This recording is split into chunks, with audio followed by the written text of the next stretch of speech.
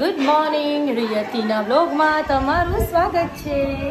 શિવાંશભાઈ નાસ્તો કરે છે. શિવાંશ શું ખાય છે? ઢોસા. બહારથી મંગાયા? કેવા બન્યા? સારા. હે તને કેવા ભાવે બેટા? મસ્ત છે ને? બહુ ભાવે કે ઓકે ઓકે? બહુ ભાવે. શિવાંશભાઈને ઢોસા બધાને ઢોસા ફેવરિટ છે. કાલે રાત્રે બનાવ્યા હતા ને, ખીરું હતું, લાજે સવારના બધા ઢોસા ખાધા નાસ્તામાં. કરી દીધો ને, હમણાં બપોરે 2:30 વાગે આવશે. એમાં પછી આપણી પબ્લિક છે ને 2:30 વાગે ફ્રી હોય બપોરના, એટલે આપણે 2:30 વાગે અપલોડ કરશું. આવી ગયા છો ડોન, આવ્યા છો.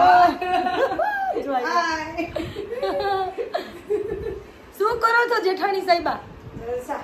જલસા. શું છે, કઈ ફાયદો થયો તમને દેરાણી લઈ આવવાનો? ઢોસાની દુકાનમાં લઈ ગયા. ઢોસા ખાવા બહાર જવું પડતું. હવે ઘરે દુકાન આવી ગઈ ઢોસાની. તોય બિચારા જીવ બાળે. મને કે મને આવડતું નથી, તું કરસ ખાલી, અને અમે બેઠા બેઠા ખાઈએ. દેરાણી લઈ આવવાનો કંઈક તો ફાયદો એને મળવો જોઈએ ને, બરાબર ને? શ્યોર. Thank you. હજુ એક ફંક્શન બાકી છે, એટલે ફંક્શન માટે નાની મોટી ડાન્સની પ્રિપેરેશન કદાચ આજે થાય એવું બને એવું લાગે છે. અને ફેમિલીમાં એવું કહે છે બધા કે પેલું કપલ ડાન્સવાળું, જબ કોઈ બાત બિગડ જાય. તો હવે જોઈએ છે. ઓર મારી જેઠાણી સાહેબાને તો પેલું જ સોંગ પર ડાન્સ કરવું છે, લો ચલી મેં. એટલે એને તો નહીં. શિવાંશભાઈ તમે કોઈ ડાન્સ કરવાના છો? કોઈ જ નહીં.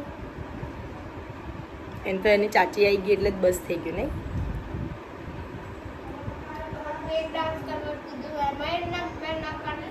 હે તો સ્કૂલમાં તો ડાન્સ કરે જ ને બેટા. મેં એક વિડીયો જોયો તો, મને ચાચુએ મોકલ્યો હતો. ખબર નહીં સ્કૂલ ના, તું ઉપર રૂમમાં કરતો હતો, ટીવીમાં જોઈ.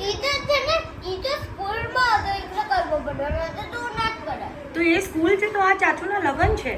સ્કૂલ કરતા તો મોસ્ટ ઇમ્પોર્ટન્ટ ને. એક દિવસ જ હોય ને ચાચુના લગ્ન, તો કે અગેન અગેન હોય? એવું ના ચાલે.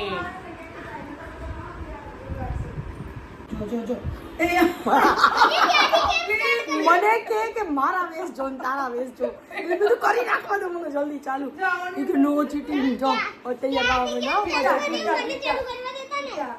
હમણાં જતી આપણે કઈ વાલો બદલે ચાહે મોસમ તુમ નહીં બદલના. ગીટા કરશો ક્યાંથી આવશે? હમ તો જैसे હોમવર્ક તો અરે આમનો મારા કામ કાઢું હું યાર આવો. मन तो स्टार्ट करवा देता. આવી જા. मैं आंटी स्टार्ट करवा रहा हूँ. તો બંધ કરીને પાછું ફરી ચાલુ. વિડિયો ચાલુ ના કરી દેવાની. સ્ટોપ કર.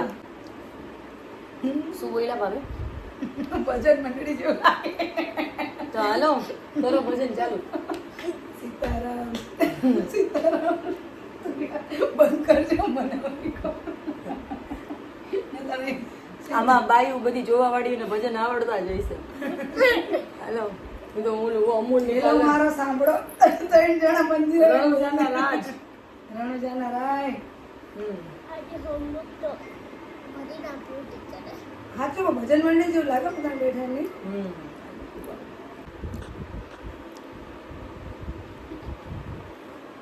બધા એક જ ધંધો કરે ત્યાં.